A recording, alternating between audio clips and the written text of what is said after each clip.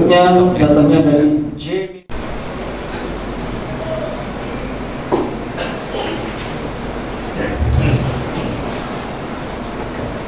A'udzubillahi minasyaitonirrajim. Bismillahirrahmanirrahim. Asyhadu an la ilaha illallah wa asyhadu anna Muhammadar Rasulullah. Allahumma sholli ala sayyidina Muhammad wa ala alihi sayyidina Muhammad. Ya ayyuhallazina amanu ittaqullaha haqqa tuqatih wa la tamutunna illa wa antum muslimun. Allahumma sholli ala sayyidina Muhammad wa ala alihi sayyidina. Ya arhamar rahimin, irhamna irhamna irhamna ya jal jalali wal ikram. Qalu ta'ala fil Qur'anil Karim, a'udzu billahi minasy syaithanir rajim.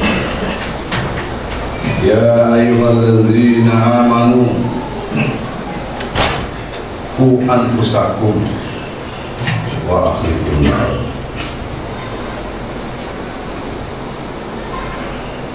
Dengan segala puji bagi Allah, Tuhan yang Maha Kuasa. Assalamualaikum warahmatullahi wabarakatuh. Sidang Jumat yang dimuliakan Allah, Masjid An-Nur, daerah Klender, Pulau Kopi, kalau tidak salah, insyaallah hari ini tanggal 8 Desember 2023, bahwa kita diperintahkan oleh Allah yang tadi saya sampaikan, hai orang-orang beriman, jagalah dirimu dan keluargamu, qu anfusakum wa ahlikum nar, dari siksa api neraka, diri dan keluarga kita. Dalam konteks berbangsa dan bernegara, kita juga diperintah oleh Allah untuk membela, menolong agama Allah. Ya ayyuhallazina amanu inna surullaha yansurkum wa yushaddid aqdamakum. Surat Muhammad ayat ke-7. Orang-orang yang beriman, jika engkau mau menolong agama Allah, maka Allah akan menolongmu. Bahkan Allah akan kuatkan kedudukanmu, eksistensimu, pengaruhmu, kekuatanmu. Dan janji kita kepada Allah, inna sholati wa nusuki wa mahyaya wa mamati lillahi rabbil alamin. Sesungguhnya salatku, ibadah dan hidupku, bahkan matiku hanya bagi Allah, pencipta, pendidik, dan yang merawat, memelihara totalitas alam semesta. Itu janji kita kepada Allah. Dalam konteks kekinian, hidup kita di tahun 2023 ini, tepatnya di bulan Desember tanggal 8, segala macam peristiwa sepengetahuan kita, sepengetahuan bangsa Indonesia, akan memasuki Pilpres, Pileg, pilihan legislatif, dan kita sudah dapat informasi semua, setidaknya ada 3 calon untuk memimpin Indonesia. Tapi pertanyaan seriusnya, siapakah dari tiga mereka itu dengan pasangannya yang ingin menolong agama Allah, yang sesuai dengan janjinya kalau mereka itu Muslim? Demi Allah, salatnya, ibadahnya, bahkan matinya mereka itu didedikasikan untuk Allah Subhanahu wa Ta'ala, pencipta, pendidik, pemelihara totalitas alam semesta. Kita menyaksikan track record dari mereka itu semua. Kita menyaksikan betapa mereka telah memperlihatkan perilaku-perilaku yang dalam konteks memimpin Indonesia ini, apakah mengajak kita mewujudkan Indonesia bertakwa atau tidak. Lihatlah mereka dalam berkiprah, dalam track recordnya, dalam jejak langkahnya. Apakah Indonesia ini ingin dibawa ke jalan takwa, atau Indonesia ini dibiarkan begitu saja? Indonesia tidak dipimpin seperti yang Allah mau, bahkan Indonesia dipimpin maunya pandangan dunia, pendekatan demokratisasi, pendekatan sekularisme, pendekatan hal-hal yang sifatnya duniawi saja. Adakah dari mereka itu dalam konsep utama pendidikan nasional untuk menjadikan Indonesia anak didik bangsa kita sesuai dengan pasal 31 UUD 45 untuk tentang pendidikan dalam konteks kehidupan ini yang diterangkan untuk mencapai iman dan takwa serta akhlak yang mulia? Tetapi tidak ada track record dari mereka. Kita melihat sistem pendidikan yang sekuler ini dibiarkan terus berlangsung dan tumbuh subur. Bahkan nilai-nilai agama digusur, tidak diberlakukan lagi, diganti dengan budi pekerti yang sifatnya keduniawian, karena dianggap kalau fokus akhlak yang mulia itu kepentingan umat Islam. Ini kekeliruan yang luar biasa. SD, SMP, SMA, universitas di bawah Kementerian Pendidikan Nasional, jurusannya duniawi. Sebelah sini ibtidaiyah, sanawiyah, aliyah, IAIN, sekarang UIN, Universitas Islam Negeri. Di bawah Kementerian Agama, fokusnya lebih banyak urusan akhirat. Jangan mencampur adukan antara hidup dunia dan akhirat. Bahkan Presiden Jokowi juga sudah pernah menekankan, jangan campur adukan politik dengan agama. Politik harus dipisahkan dari agama. Maka berkembanglah isu-isu tentang politik identitas. Siapa yang bicara tentang agama dikaitkan dengan politik, itu adalah politik identitas yang harus dijauhi. Ini bukti nyata paham sekularisme yang berlaku.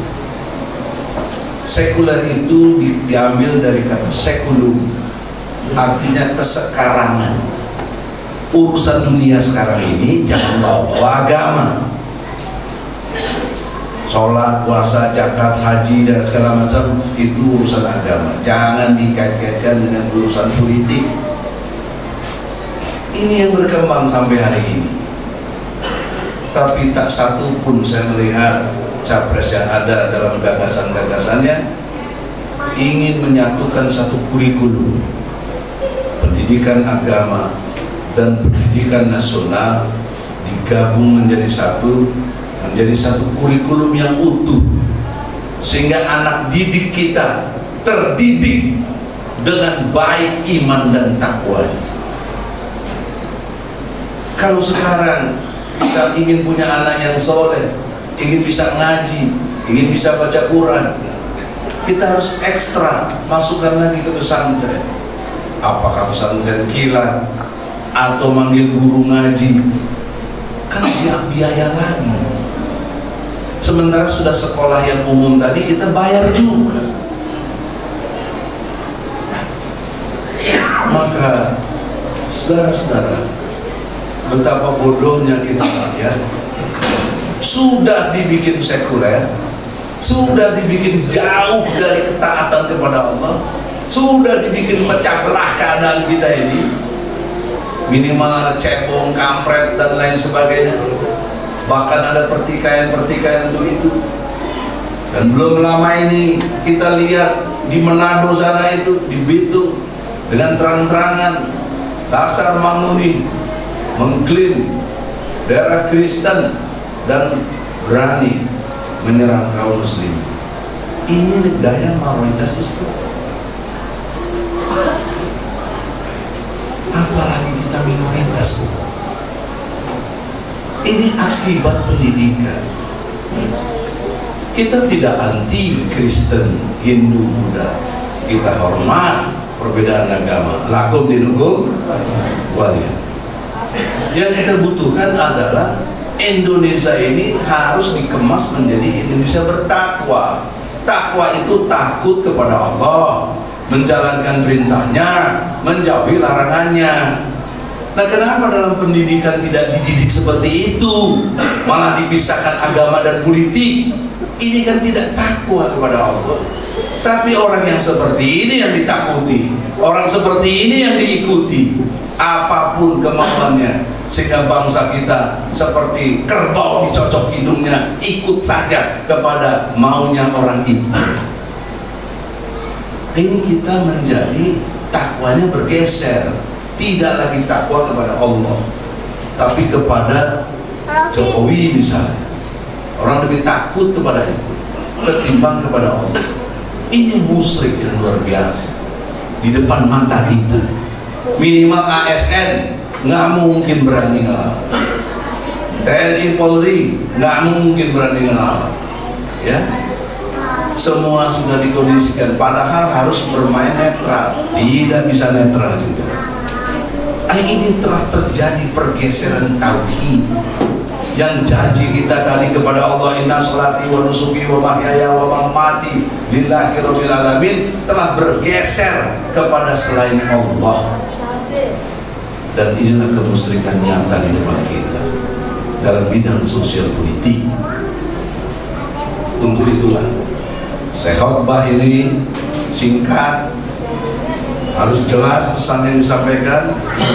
Saya mengajak perintah Allah tadi, ya ayyuhallazina amanu inta surullaha yansurkum wa yusabbi aqdamakum. Hai orang-orang yang beriman, bila kamu mau membela agama Allah, maka Allah akan menolongmu, membelamu, dan meneguhkan kedudukan. Mau nggak kita? Ini tawaran Allah. Surat Muhammad ayat ke-7. Bila kita tidak mau, bila kita cuek, rasakanlah hidup dalam siksa Allah. Dalam konteks kebangsaan kita hari ini, kita susah cari orang yang benar, banyaknya orang munafik, kita susah cari pekerjaan. Kalaupun ada pekerjaan, justru dari bangsa lain yang didatangkan ke sini. Kita susah untuk memproduksi barang-barang kita semua, karena justru yang didatangkan banyak impor. Janjinya menolak atau membatasi impor, mestinya kan meningkatkan ekspor. Kalau ekspor, kita yang berkreasi, kita yang berproduksi, kita jual ke tempat lain. Ini kita impor, jadi barang lain dari luar negeri masuk ke kita. Juga banyak hal lain, kebohongan yang kita semua saksikan. Mobil SMK saja sampai detik ini gaib, mana mobil itu? Dan kita dibohongi, terima saja. Buyback Indosat dulu dijual 5 triliun zaman Megawati, sekarang sudah 100 triliun lebih keuntungannya, tidak di buyback. Buyback itu tidak dibeli lagi. Janjinya waktu kampanye bahkan 2014 beli lagi. Jadi banyak kebohongan luar biasa. Tapi tidak ada kebangkitan umat untuk melawan ini. Kenapa? Karena persepsinya sudah dipudarkan, sudah digerus lewat sistem pendidikan yang sekuler tadi. Kita sudah diberi penyakit wahan. Apa penyakit wahan itu? Cinta dunia dan takut mati. Padahal kalaupun kita berjuang maksimal dengan penuh keberanian, kalau ujungnya juga mati, sebaliknya tidak berjuang sekalipun kan juga mati. Lalu ngapain? Kalau ujungnya mati juga tidak berjuang, kan jauh lebih baik mati dalam keadaan berjuang. Tapi pikiran-pikiran ini terimbas, tergerus oleh penyakit wahan tadi, karena sistem pendidikan yang sekuler tadi. Dan tidak ada, belum melihatlah paling tidak dari 3 capres menggagas sistem pendidikan ini untuk berubah, menyatu menjadi satu pendidikan agama dan nasional, sehingga anak didik kita terdidik dengan baik menjadi anak yang takwa kepada Allah, generasi yang takwa kepada Allah, takut kepada Allah. Apa pernah Anda lihat pemerintah sudah 7 kali ganti presiden, sudah ganti ribuan anggota DPR sejak tahun 55? Untuk rakyat Indonesia diajarkan dengan baik secara nasional, baca Al-Qur'annya, memahami Al-Qur'annya, tadabbur Al-Qur'annya. Tidak ada program itu. Apa Anda pernah lihat pemerintah menjaga rakyat sholatnya, dirawat sholatnya yang tidak 5 waktu, ditegur supaya betul-betul sholat? Karena ada hadis menerapkan umur 10 tahun kalau tidak sholat boleh dipukul. Nah pertanyaan seriusnya, kalau dia sudah besar, bahkan sudah jadi orang tua, dianya nggak sholat, kudu diapakan itu? Ini harusnya ada tugas pokok pemerintah untuk itu. Tapi ini tidak dilihat sebagai satu program yang bisa mewujudkan rakyat Indonesia ini, rakyat Indonesia yang bertakwa kepada Allah. Orang mau sholat nggak sholat saburutain, nggak peduli. Orang mau puasa nggak puasa, nggak peduli, ya, dan lain sebagainya yang menyakitkan hati kita. Kalau andai kata presiden dan DPR itu iman Islamnya kuat, Islam imannya penuh, tunduk, patuh, menyerah kepada Allah, maka tidak mungkin rakyatnya dibiarkan untuk tidak sholat. Anda lihatlah di penjara-penjara itu, saksikan dengan mata kepala Anda sendiri. Anda surveilah kecil-kecilan, bisa Anda datangi di seputar sini, dekat itu Cipinang penjara itu ada. Yang masuk penjara rata-rata tidak sholat. Kalaupun sholat, sholatnya nggak benar. Sebab kalau benar sholatnya, inna sholata tanha anil fahsya'i wal munkar, sungguhnya tercegah dari keji dan mungkar. Sesungguhnya sholat itu harus berdampak, sholat itu harus merubah keadaan yang tidak baik jadi baik, yang maksiat jadi tidak maksiat. Nah kenapa dia masuk penjara? Enggak sholat ini. Dan juga baca Qurannya enggak diperhatikan, otaknya tidak tercerdaskan, tidak tercerahkan dengan ayat-ayat Quran yang sangat luar biasa hebatnya. Misalnya soal matematik, jauh sebelum ada matematik, Islam sudah mengajarkan di Al-Quran. Lewat apa? Hukum waris. Anda lihat surat An-Nisa ayat 11, ayat 12. Rinci Allah sebut tentang warisan.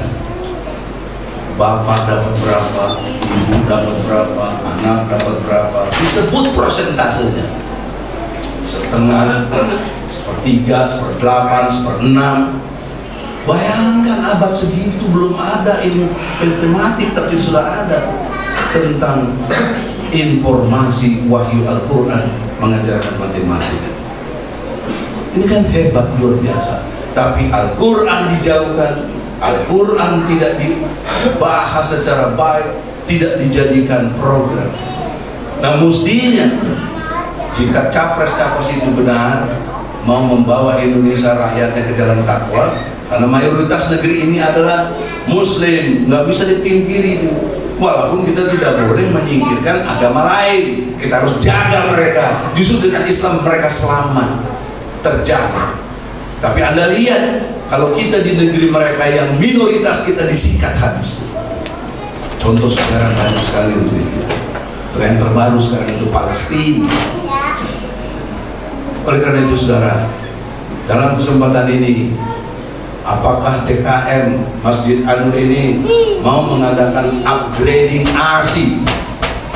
A-nya Al-Quran, S-nya sholat, I-nya infak.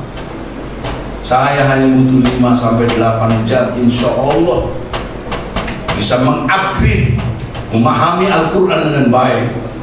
Insya Allah sholatnya terjaga untuk 5 waktunya, bahkan sholat subuhnya di masjid.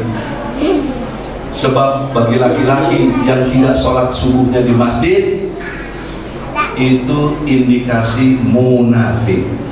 Dalil saya surat An-Nisa ayat 142.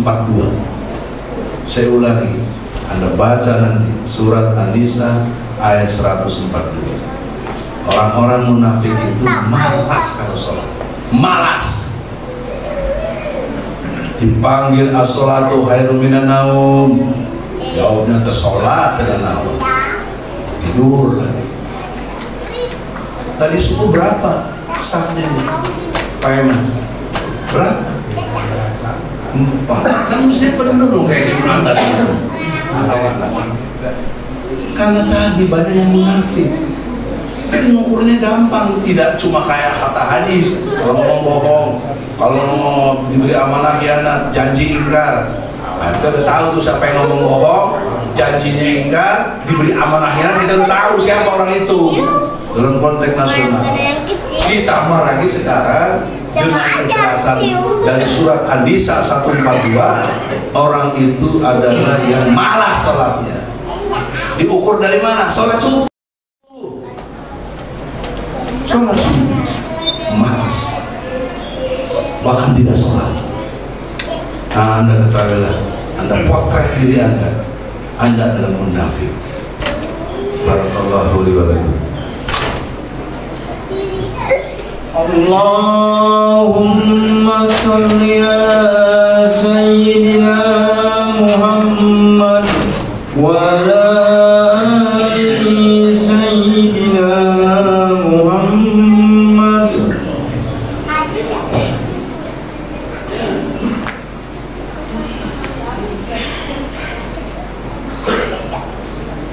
Alhamdulillahirabbil alamin arrahmanir rahim maliki yaumiddin. Asyhadu an la ilaha illallah wa asyhadu anna Muhammadar rasulullah. Allahumma shalli ala sayyidina Muhammad wa ala alihi sayyidina Muhammad. Ittaqullah haqqa tuqatih wa la tamutunna illa wa antum muslimun. Sidang Jumat yang dimuliakan Allah. Akhir khutbah ini khotib berpesan buat diri sendiri dan jamaah yang mendengar dan para pendengar lainnya, netizen lewat X9 dan channel insyaAllah, untuk melakukan beberapa hal. Yang pertama, bangunlah persepsi kita. Persepsi itu gambaran, persepsi itu pandangan, persepsi itu prediksi-prediksi atau yang apa yang bisa kita persepsikan kepada keadaan ini. satukan persepsi kita, yaitu Indonesia hingga hari ini belum bertakwa kepada Allah. Maka bangunan persepsi ini akan melahirkan suatu kesadaran. Di tahap kedua, sadarilah, disadarilah Indonesia ini belum bertakwa. Maka kesadaran kita harus dibangkitkan untuk menolong agama Allah. Menolong agama Allah bukan berarti Allah minta kita tolong, tidak.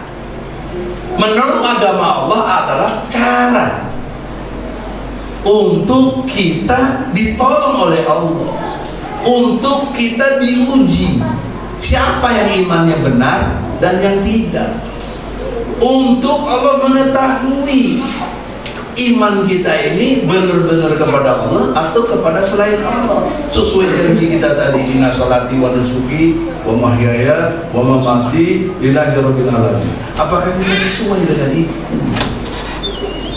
Kesadaran ini penting. Dan ingat, Anda berjuang atau tidak berjuang, kematian menjemput Anda. Kan lebih baik mati syahid, jauh lebih baik, jauh lebih mulia. Maka timbulkanlah kesadaran.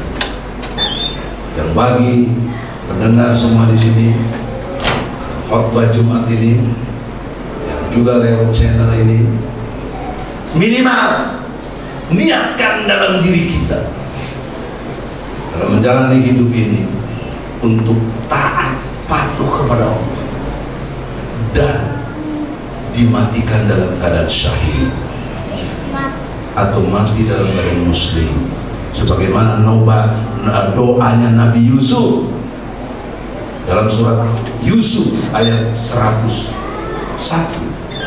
Yusuf berdoa untuk mati dalam keadaan muslim dan digabungkan dengan orang-orang yang saleh. Itu doa Nabi Yusuf. Dan terbukti turunan-turunan Nabi Yusuf termasuk Nabi Muhammad, semuanya dalam keadaan yang syahid dan soleh. Nah, untuk itulah minimal kesadaran kita itu ke situ. Jangan kita mati seperti diingatkan tiap Jumat ini, ittaqullah haqqa tuqatih wa la tamutunna illa wa antum muslimun. Hai orang beriman, taatlah kamu kepada Allah dan jangan kamu mati, melainkan dalam keadaan takwa kepada Allah.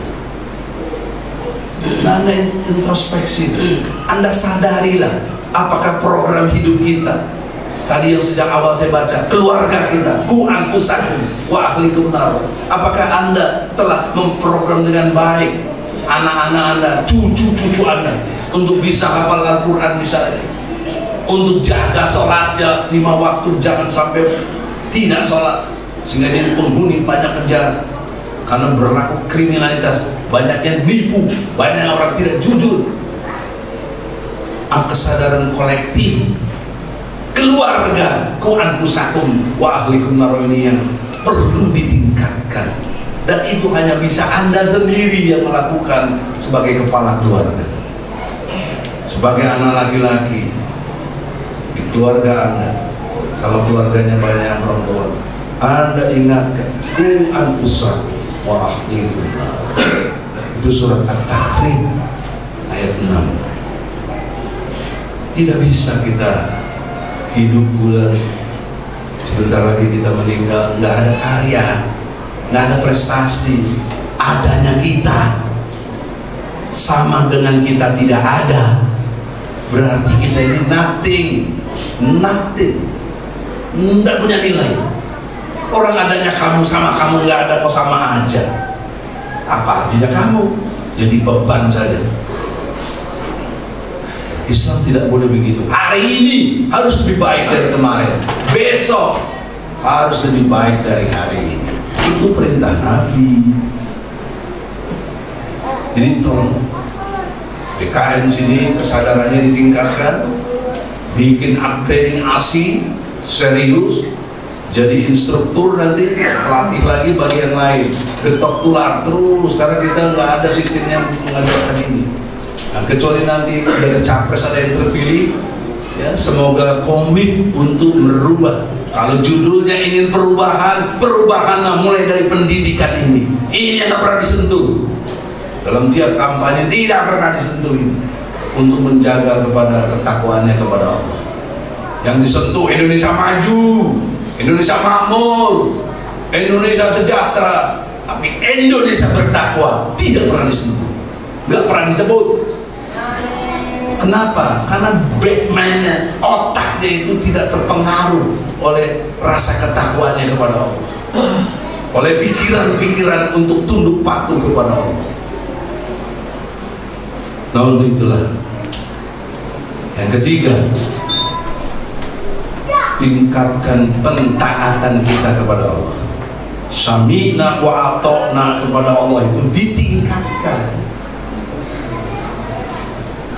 Sholatnya yang belum benar dibenerin, yang nggak pernah tahajud bangun tahajud, sholat duha dan lain sebagainya yang meningkatkan kalian berimannya kepada Allah. Baru punya arti tiap Jumat ini. Kalau dari Jumat kemarin ke sekarang begini-begini aja, Anda nothing gitu, nggak punya nilai apa-apa. Bagusnya suntik mati aja, nggak ada nilainya loh, Anda jadi beban aja. Oleh karena itulah pentaatan kepada Allah harus ditingkatkan. Maka caranya tadi, persepsinya harus benar, kesadarannya harus benar. Kita ini belum bertakwa, maka ditingkatkanlah di tahap ketiga, pentaatannya kepada Allah. Semoga Allah ridha. Kini kita berdoa kepadanya. Allahumma ya Allah, ya Latif, ya Alim, ya Aziz, ya Mutakabbir, ya Ghafurur Rahim, la ilaha illallah Muhammad Rasulullah, la ilaha illallah. Engkau maha mendengar, Engkau maha melihat, Engkau maha menyaksikan. Betapa hidup kami sering disia-siakan olehmu sendiri, ya Allah. Kami lebih banyak baca yang lain ketimbang Al-Quran, ya Allah. Kami lebih banyak melihat yang lain ketimbang membaca ayat-ayat Quran-Mu, ya Allah. Apalagi hadis-hadis Nabi-Mu, ya Allah. Kami diberi nafas oleh Engkau, ya Allah, tapi lebih banyak bernafas untuk kegiatan lain ketimbang ibadah kepada-Mu, ya Allah.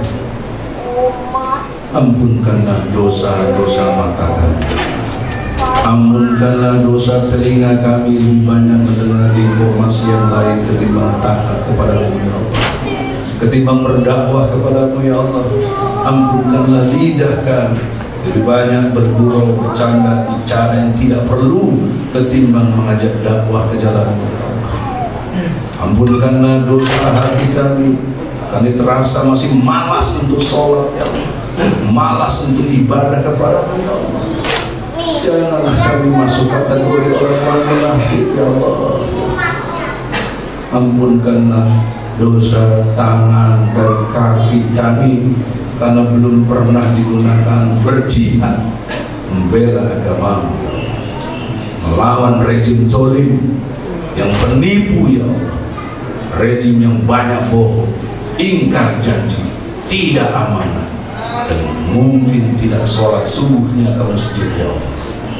Ya Allah, ilahi Rabbi, ya Rahman, ya Rahim.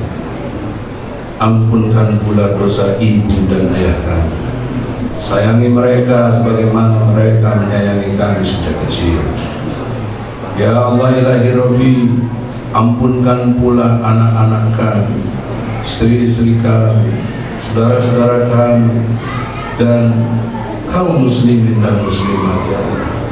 Berilah hidayah, berilah persepsinya yang benar terhadap agama-Mu, ya Allah.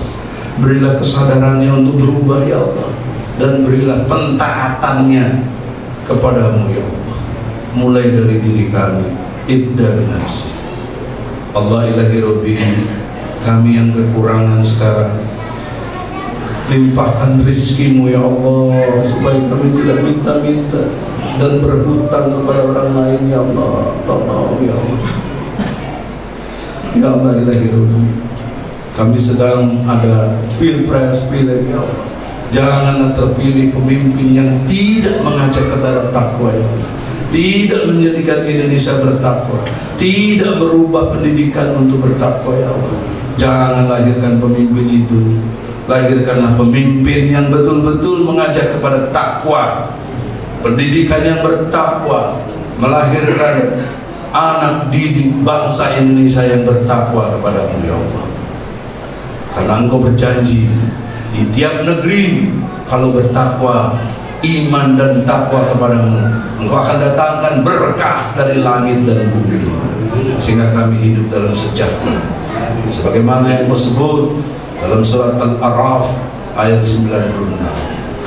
Ya Allah, akhir hidup kami, semua kami akan meninggal ya Allah. Jangan Kau cabut nyawa kami dalam keadaan munafik, fasik, zolim, musyrik, kafir, murtad. Cabutlah nyawa kami dalam keadaan iman, Islam dan ihsan. Bahkan kami ingin mati syahid membela agama-Mu ya Allah.